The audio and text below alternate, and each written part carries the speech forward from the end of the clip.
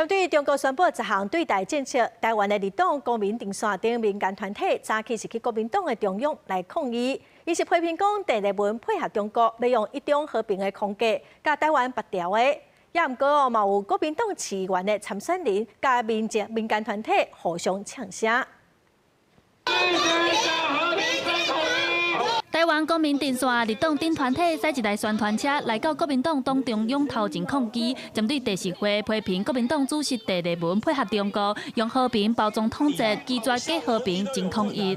鄭麗文去中國不是和平之旅，而是統戰之旅。國民黨配合共產黨，要將台灣海峽的和平變成是中國的內政問題。民進黨有公平。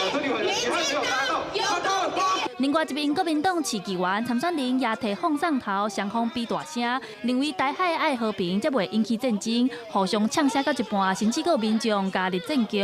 他們是側翼，你幫他們講話，你是側翼的側翼，然後你作為側翼的側翼，側翼還不讓你上台講話。台灣經濟民主聯合指出，國共兩黨推動兩化和平制度，就是要強迫台灣人承認家己是中國人。加上這屆中國宣布10項的監視台灣的措施，講要推動開放上海市和福建省的民眾來台灣旅遊，但是反對的團體強調，早就按例證明中國政府放棄環島。中國因為不滿日本首相高市早苗的挺台言論，由官方禁止取消了許多一般民眾赴日本的機票。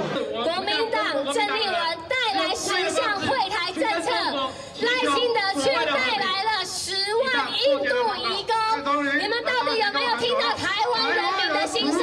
雙方的立場無同，警方也唔敢大意，現場亂吵吵。雖然互相嗆聲，但是無發生衝突。抗議也在早起11點多結束。記者陳選林旭凱台北報道。